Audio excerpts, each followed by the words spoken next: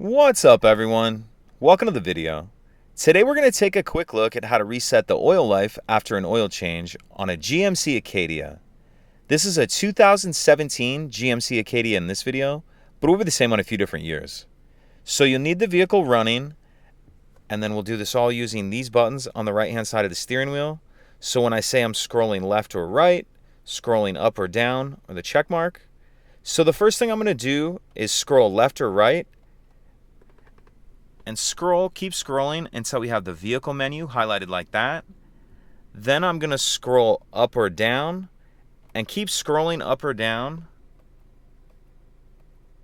until we get to the oil life, the remaining oil life percentage. As you can see, this one's already been reset. But once you have your oil life percentage up, then we'll press and hold down the check mark. So press and hold that down and continue to hold it down until we get this message saying, "Are you sure you want to reset?" Scroll up to yes, and then press the check mark. And then if it wasn't already, it would be reset back to 100%. If you have any questions, please let me know. If you could take a second to like and subscribe, it helps us out, and I'd appreciate it. Thank you.